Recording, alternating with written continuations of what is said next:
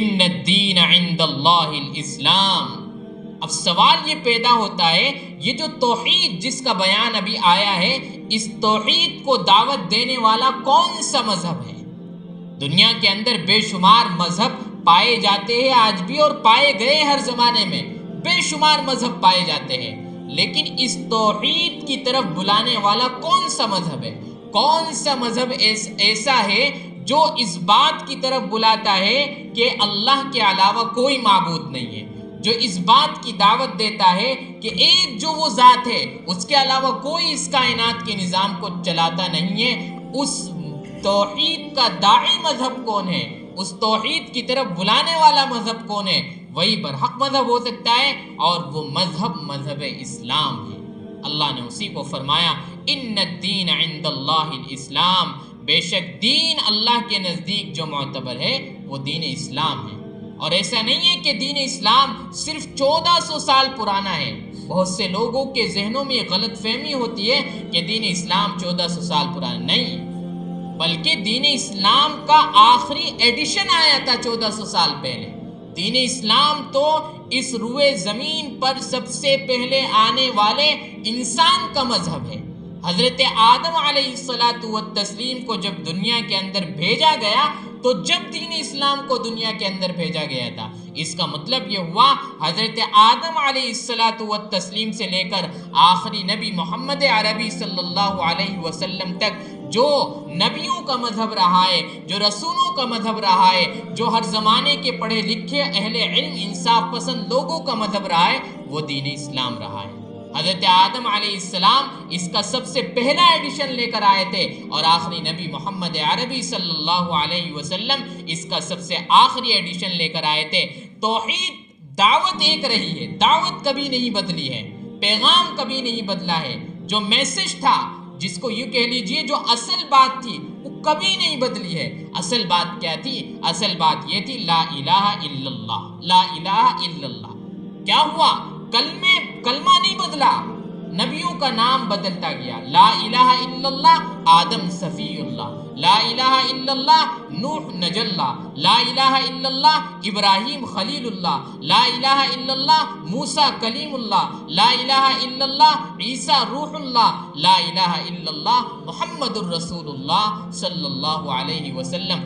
لا الہ الا اللہ کبھی نہیں بدلا۔ اس کا مطلب یہ ہوا کہ ہر زمانے میں ہر نبی کی بنیادی دعوت جو رہی ہے وہ لا الہ الا اللہ کی رہی ہے۔ ہاں فروعی مسائل ہیں، نماز کا کیا طریقہ ہوگا، عبادت کا کیا طریقہ ہوگا، وہ ہر امت کے اندر الگ الگ رہا ہے۔ حضرت موسیٰ علیہ السلام کی امت کے اندر الگ طریقہ تھا، حضرت عیسیٰ کی امت کے درمیان الگ طریقہ تھا، حضرت ابراہیم کی امت کے درمیان الگ طریقہ تھا، اور آخری نبی محمد عربی کی امت کے درمیان الگ طریقہ رائج ہے۔ جیسے حضرت موسیٰ کی قوم پر صرف 2 نمازیں فرض تھیں، اور محمد عربی کی امت پر 5 نمازیں فرض ہیں۔ 5 نمازیں پڑھنے پر ثواب 50 نماز کا ہے۔ تو فروعی مسائل جو ہے دین کے، وہ ہر نبی کی امت میں الگ الگ رہے ہیں، لیکن جو بنیادی مسائل ہے، جو بیسک چیزیں ہیں، وہ ہر نبی کی امت میں ایک رہی ہے۔ اسی وجہ سے دین اسلام صرف 1400 سال پرانا مذہب نہیں ہے، بلکہ ہزاروں سال پرانا مذہب ہے۔ اس لیے اللہ نے فرمایا کہ جو مذہب توحید کی طرف بلانے والا ہے وہ مذہب صرف اور صرف دین اسلام ہے، اور وہی مذہب اللہ کے نزدیک معتبر ہوگا جو توحید کی طرف بلائے گا، اور توحید کی طرف بلانے والا مذہب دین اسلام ہے۔ لہذا ثابت یہ ہوا کہ دین اسلام ہی اللہ کے نزدیک قابل اعتبار اور معتبر مذہب ہے۔ اب سوال یہ پیدا ہوتا ہے، جب مذہب دین اسلام برحق ہے، اور وہ مذہب حضرت موسیٰ کا بھی رہا ہے، حضرت عیسیٰ کا بھی رہا ہے، اور آخری نبی محمد عربی کا بھی رہا ہے، تو سوال یہ پیدا ہوتا ہے پھر یہ یہودی لوگ مانتے کیوں نہیں ہیں؟ پھر یہ عیسائی لوگ مذہب اسلام کو مانتے کیوں نہیں ہیں؟ محمد عربی کو مانتے کیوں نہیں ہیں؟ اس کا جواب یہ ہے، اللہ کے نبی علیہ السلام کے زمانے میں جو یہودی لوگ تھے یا جو عیسائی لوگ تھے جن کو اہل کتاب قرآن نے کہا ہے، یہ لوگ یہ سمجھتے تھے کہ بھئی ایک زمانے سے ہماری نسلوں میں، ہماری قوم میں، ہماری برادری میں، ہمارے سماج میں نبی چلے آ رہے ہیں۔ حضرت موسیٰ ہماری قوم میں سے، حضرت عیسیٰ ہماری قوم میں سے، اور بے شمار نبی ہماری قوم میں سے۔ اب یہ آخری نبی جب آئے ہیں جو کہ ایک اہم نبی ہے، جن کے بارے میں گواہی ہماری کتاب توریت میں دی گئی ہے، جن کے بارے میں گواہی انجیل میں دی گئی ہے، اور جن کے بارے میں گواہی زبور میں دی گئی ہے، اور بے شمار نبیوں کی کتابوں میں دی گئی ہے، جن کی گواہی ہر نبی کی کتاب میں، آخری نبی ہم میں سے کیوں نہیں آیا؟ اب یہ بات انہیں کھلتی تھی، اور یہ بات کھلتی تھی کہ یہ جاہل لوگ، عرب لوگوں کو اس زمانے میں امی کہا جاتا تھا، یہ ان پڑھ ہے، پڑھے لکھے تو تھے نہیں وہ، یہ کہا جاتا تھا یہ امی ہے۔ اور اس زمانے میں جو یہودی تھے، اس زمانے میں بھی، اور جو عیسائی تھے، وہ پڑھے لکھے تھے، وہ جانتے تھے، عربی زبان کو بھی جانتے تھے، عبرانی زبان کو بھی جانتے تھے، لاطینی زبان کو بھی جانتے تھے۔ توریت عبرانی زبان میں موجود تھی، جو اسرائیل کی آج بھی نیشنل لینگویج ہے، ہبرو زبان جسے کہتے ہیں وہ لوگ، اس زمانے میں موجود تھی۔ وہ جانتے تھے سب کچھ، سارے علوم کو جانتے تھے۔ اب وہ یہ سمجھتے تھے کہ اگر ہم ان کی ماتحتی کو قبول کر لیں گے، اگر ہم محمد کو رسول ماننے لگ جائیں گے، تو ہمیں ان کے ماتحت اور ان کے نیچے رہ کر رہنا پڑے گا، اور ہم ان عرب امیوں کے نیچے رہنے کے لیے تیار نہیں ہیں۔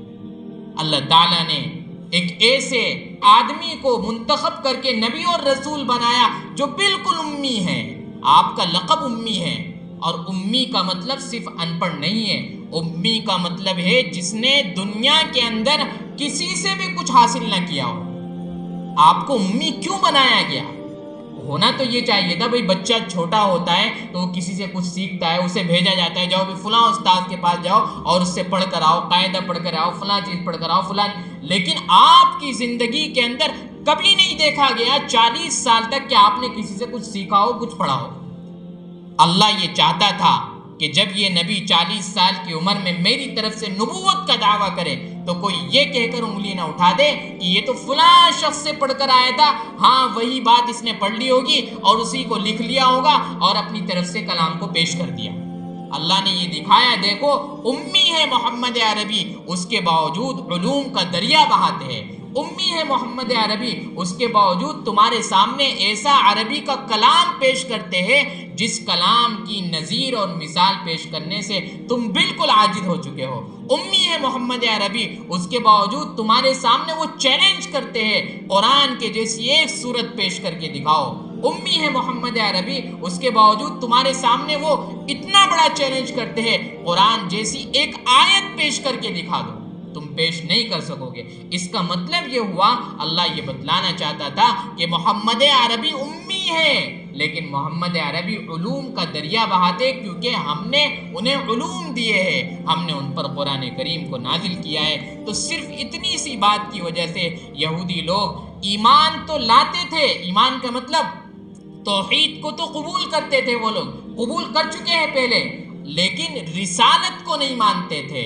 اور آدمی کے کامیاب ہونے کے لیے توحید کے ساتھ ساتھ رسالت کو ماننا بھی ضروری ہے۔ اگر کوئی یہ کہتا ہے ہاں بھائی میں اللہ کو تو مانتا ہوں، یقیناً اللہ ہی ہے سب کچھ اور وہی اس کائنات کے نظام کو چلا، لیکن میں محمد کو نہیں مانتا ہوں، یا کسی بھی نبی کے بارے میں یہ کہتے ہیں میں موسیٰ کو نہیں مانتا ہوں، میں عیسیٰ کو نہیں مانتا ہوں، تو اس کا ایمان کامل و مکمل نہیں ہوگا۔ ایسے ایمان کو اس کے منہ پر دے مارا جائے گا۔ اس کا مطلب یہ ہوا توحید کے ساتھ ساتھ رسالت کو ماننا بھی ضروری ہے۔ تو وہ لوگ توحید کو تو مانتے تھے، رسالت کو نہیں مانتے تھے، اس لیے کامیاب نہ ہو پائے۔ اسی کو اللہ نے فرمایا وَمَا اخْتَلَفَ الَّذِينَ أُوتُوا الْكِتَابَ إِلَّا مِن بَعْدِ مَا جَاءَهُمُ الْعِلْمُ بَغْيًا بَيْنَهُمْ، اور اہل کتاب نے جو اختلاف کیا ہے اپنے پاس علم آ جانے کے، ان کو معلوم تھا، توریت کے اندر موجود تھا کہ آخری نبی محمد ہے، یہ تمام نشانیاں توریت انجیل کے اندر موجود تھی، لیکن کیا وجہ تھی جو نہیں مانتے تھے؟ بغیم بینہم، آپسی ضد اور دشمنی کی وجہ سے۔ ومن یکفر بآیات اللہ فإن اللہ سریع الحساب، ان کو معلوم ہونا چاہیے جو اللہ کی نشانیوں کا انکار کرتا ہے اللہ جلد حساب و کتاب لینے والا ہے۔